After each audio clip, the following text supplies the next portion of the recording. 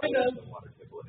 Yeah. So like basically the water goes through the earth, it infiltrates, and then it goes to bedrock. And the more water there is, the higher the water table. Look at that Hugh Jackman. What's a Hugh Jackman? Wolverine. Yeah, Wolverine. I think so, but I can't quite visualize the dude. You know that new movie? Like pretty angry all the time. Australia. Pretty badass. No? No. I do know the musical. I know that there's a movie. It has that one actor who cut her hair, another girl got a haircut. They used to be a lot hotter before she got her haircut. Yeah, I'll do that. Do you agree with me? Yeah. It's Hathaway. Anne Hathaway, yes. She's kind of a fox. So they always do that. Like for my Natalie Portman, yeah. She's kind of dumb. Natalie Portman's a fox. It was don't watch. Okay, thanks.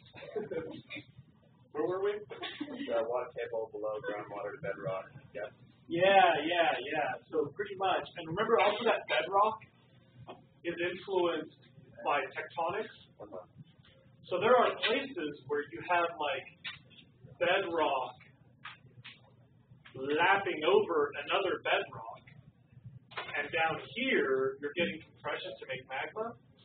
So wherever you have uplift and mountains, because two plates are colliding, groundwater on this side is flowing into the magma, and that's why you get hot springs and mountains. I see. But it's not. Does the water table follow the shape of that bedrock though, or is it like a bathtub where like the ground you have like a weird shape? I think to some degree it must, because like I was telling Lee, the rock above the bedrock slows the flow of water. So if your bedrock has a hump, chances are your rock strata above that is shaped the same way. So it'll pile up in here and then slowly flow through. Aquifers are three-dimensional. They're not level. Anybody else? That was a good talk. Except for that thing about being vendetta. No, it's about you looking like you can. Oh yeah, right. Except for that. Before we get out of this slide and start talking about groundwater, I quickly wanted to point out something from number 12. If my numbers are wrong, I hope someone will correct me. I'm not that smart. But if my numbers are wrong, please tell me. Everybody looks at our planet and thinks, wow, water planet, blue planet, because it really looks blue. That photograph was taken from space. It's blue from the air, too. When you're out in the solar system looking at the Earth, it's the blue planet. All that water is 97% salt and 2.15% frozen. So of all that blue, every living thing on land and every living thing in the air is trying to split this much, the liquid fresh water. And of that, a gross majority is already underground. So of the remainder, lakes, streams, rivers, and all the liquid water in the atmosphere, we're talking roughly 1/100th of a percent of that blue planet is actually used for all the life. 1/100th of 1%.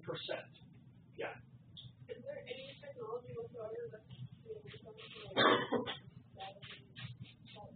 Totally piece of cake. I'm glad you watched the movie yesterday. Desalination, that was sarcasm, Lucy. Desalination is totally doable, and mechanically speaking, we've known how to do it since about the 70s. The flip side is it takes a lot of energy to push the water through the screen that keeps the salt on one side. If we had sustainable electricity, there would be no water shortages. So a lot of people say that a big problem with petroleum is it's kept us from finding the energy that also solves the water issue. Like the energy budget sort of sounds like, well, I'm rich, I get to indulge in an SUV. or who cares they're poor, they don't need home heating. But a separate part of the energy question is sustainable energy would give us the energy to do the relatively simple desalination. Coincidentally, in your reading packet for this unit, I think, I've included an article about alternative desal options. And if it's not in the reader yet, it's on one of my slides during the PowerPoint.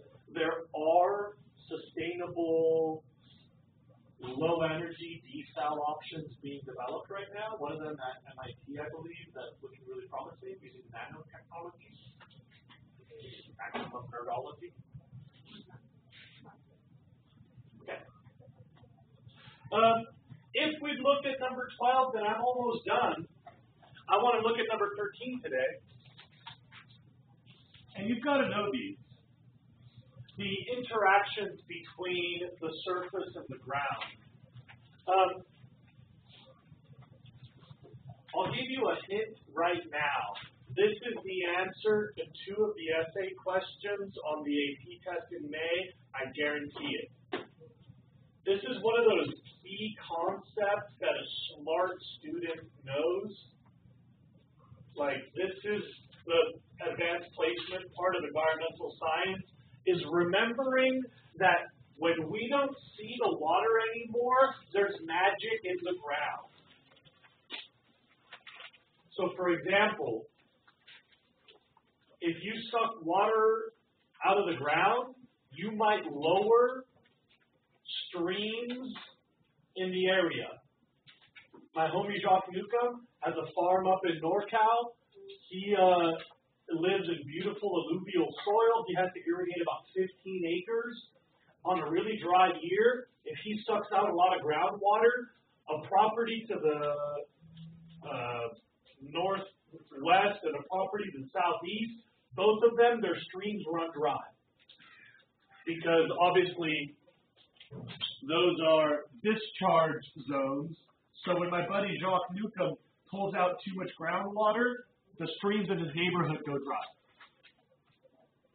On the other hand, if his neighbors dump their leftover oil into the streams, that's going to end up in his irrigation water for the farm. So the effluent stream flow both ways. Well, the water is contiguous. So if you're adding more water here, you're going to get discharge. And if you're sucking away the groundwater, then you're going to get recharge. You know what I'm saying?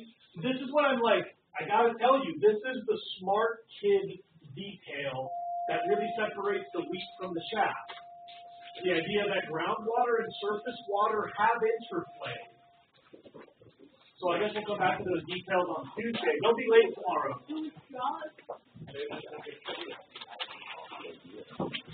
Oh, good. That's pretty fast.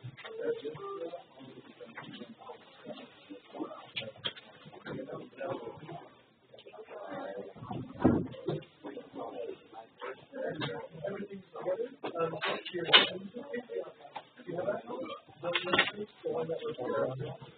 The creation of food. So I find it. I don't have a grade on it? Okay, so, oh, yeah, no, it wasn't here. That's fine. I would hope you'll have to delay it and grade.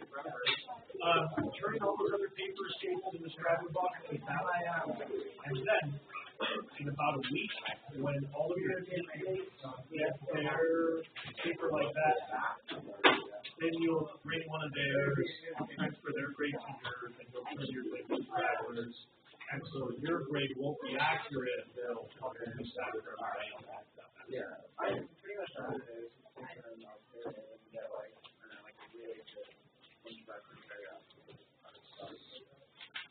There you go. What's up, Clancy? Too much. Tired. As far as desalination goes, you said they did it with a filter of sorts. Yeah, effectively. Yeah, it's. I don't know if that's the best way to explain it. It's a reverse osmosis membrane. Okay. So if you're really nerdy, it's technically not a filter. Yeah. Because of the definition of filter, the concept of roughly. I was under the impression that they just boiled it and evaporated it and then distilled it. Distillation is also possible. So if you're on a sailboat that crashes and you end up on a life raft, the life raft will probably use distillation. Okay. That's a more passive process, but it's a very low volume. Yeah. You need like a jacuzzi to distill enough water for like 1 cup one day, I believe. Yeah, that just doesn't. Hey, so do you know how to survive on a desert island with, you go,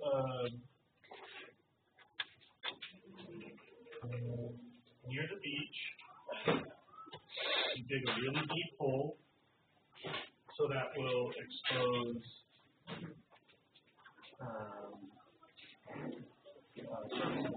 groundwater. In the middle of that hole, or with a couple of sticks, you suspend a can.